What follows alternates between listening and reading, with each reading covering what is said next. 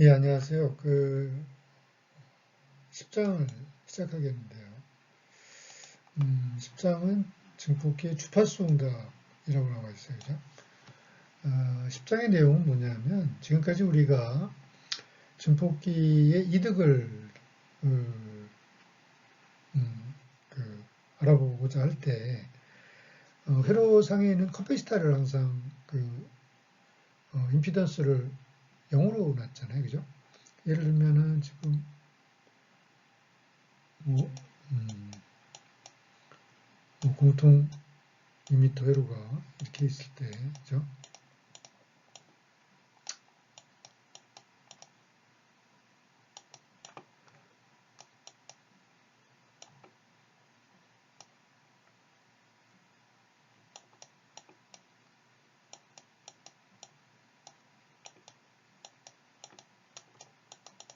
이런 데 보면 이런 커패시터들이 있었잖아요. 여기. 여기도 있었고요. 이걸 모두 우리가 소신호 해석을 할 때는 이걸 0으로 생각을 했어요. 그죠? 0으로. 이 용량성 리액탄스를. 근데 용량성 리액탄스 ZC는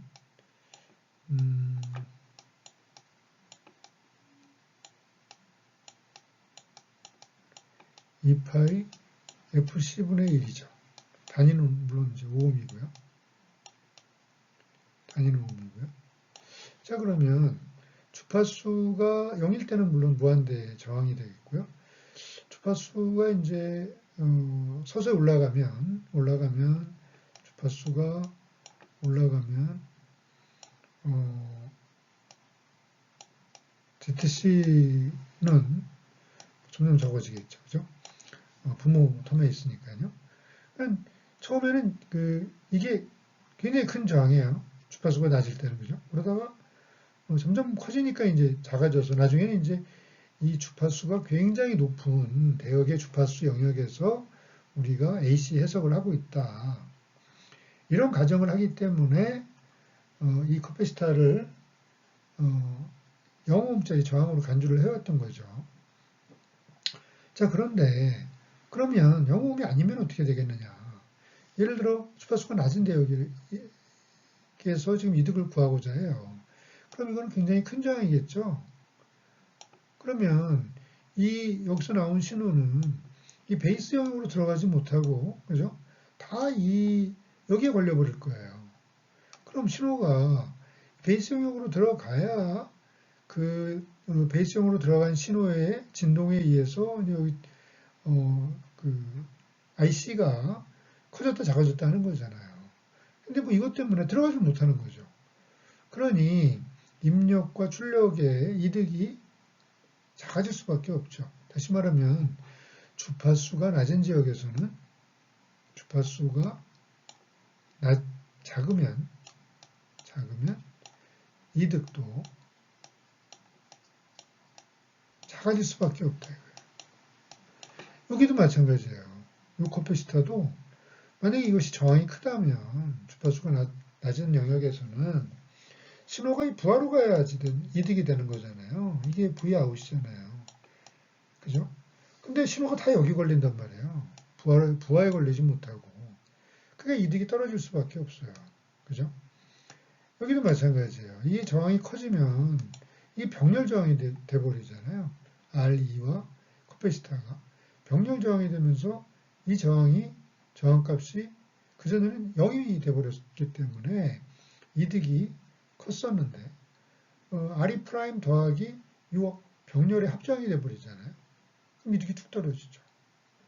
그래서 그러면 주파수가 낮은 영역에서는 우리가 예상했던 이득이 나올 수가 없는 거예요. 자, 그래서 그 관계를 이렇게 보면요. 나중에 여러분들이 보겠지만 이 X축은 주파수 영역의 그래프를 지금부터 그릴 겁니다. Y축은 이득이에요. 이득입니다. 이렇게. 네? 자, 그래서 우리가 생각하는 이득이라고 하는 것은 여기거든요. 주파수가 어느 주파수 이상 되는 영역.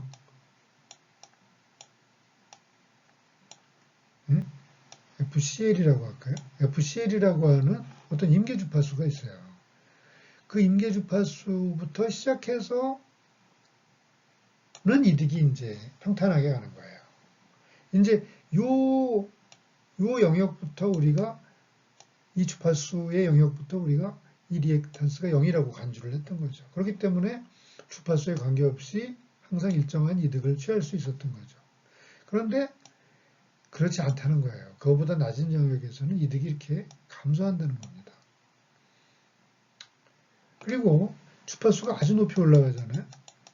그러면 나중에 여러분들한테 설명을 하겠지만 여기 또 이렇게 기생커패시터라는 성분이 이렇게 있어요. 여기에 기생커패시터. 이게 처음에는 영향을 주질 않습니다. 그러다가 주파수가 아주 높아지게 되면 얘가 또 문제가 돼요. 그때는 주파수가 높은 영역에서는 얘는 전혀 문제가 안 돼요. 얘는 어차피 0이 됐으니까요. 근데 그때부터는 얘가 이득에 영향을 주기 시작합니다. 그래서 또 이득이 떨어지기 시작해요. 그래서 이때의 임계 주파수를 우리가 FCU라고 하거든요.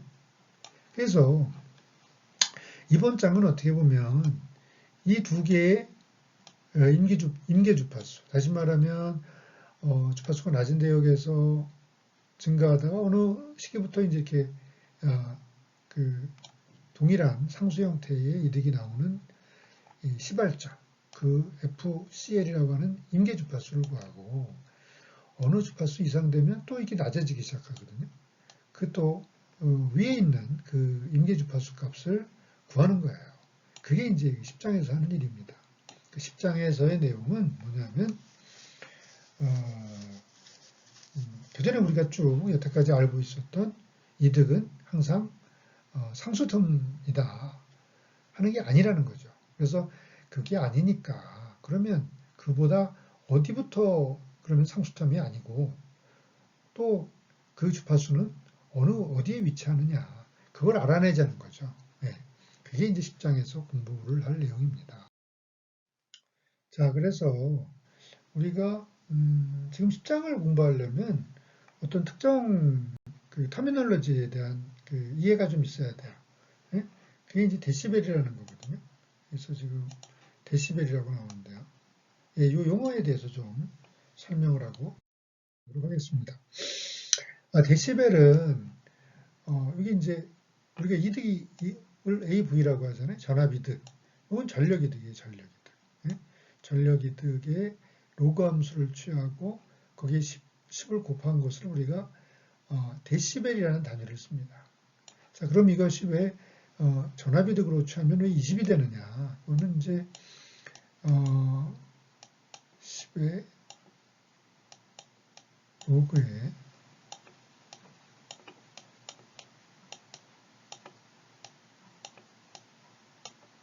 VI 자승 R분의 VO 자승이 돼서 10의 로그에 VI의 VO의 자승이 되잖아요. 그죠? 이거는 20 로그 AV와 같은 거죠. 그죠? 그러니까 지금 AP 데시벨이라는 의미와 AV 데시벨이라는 의미는 같은 그 물리적 의미입니다. 예, 그래서 우리가 데시벨이라는 그 표현을 사용하는 이유는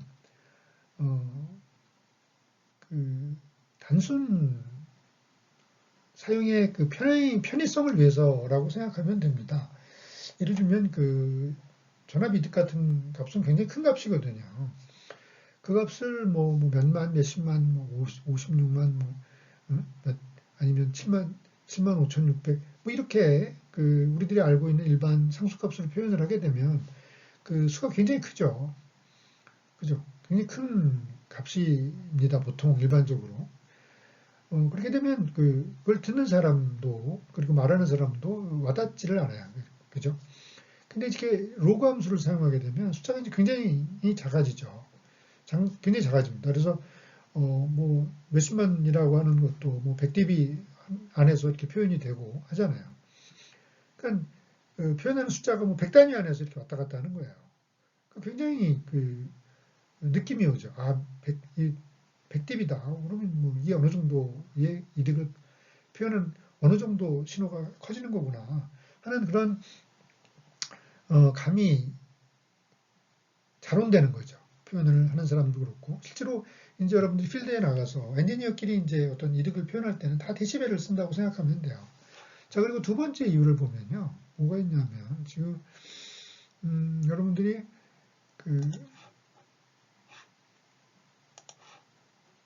이것도 뭐 편의성이랑 다르지 않은 내용인데요. 다단 스테이지가 있다고 해보자고요. 그래서 여기가 첫 번째 스테이지가 AV1이고요. 그리고 뭐 두 번째 스테이지가 AV2고요. 뭐 이런 스테이지가 여러 개가 이렇게 같이 묶여 있다고 치자고요. 네? 이건 AVN이라고 하자고요. 여기 입력이 VI가 들어와서 출력이 이제 VO가 나가요. 그러면 자, 우리가 이 전체 토탈 이득이 얼마냐? 그럼 어떻게 해야 되죠? 다 곱해야죠. AV1 곱하기 AV2 해서 쭉쭉쭉쭉 AVN까지 다 곱해야 전체 토탈 이득이 나와요. 그죠? 뭐, 이 숫자 자체도 각 스테이지가 갖는 이득이라는 숫자 자체도 큰데다가 그걸 또 다 곱해야 된다는 부담이 있거든요. 자, 그런데 로그 함수를 취하게 되면 그런 부담으로부터 자유롭게 됩니다. 왜냐하면 이 데시벨로 표현된 이 수 자체도 작고요. 그건 그 로그 함수의 곱은 우리가 덧셈으로 표현이 가능하잖아요. 그렇죠? 로그 함수에서는 곱셈이 덧셈이 되잖아요. 이건 미스프린트네. n인데, 그죠?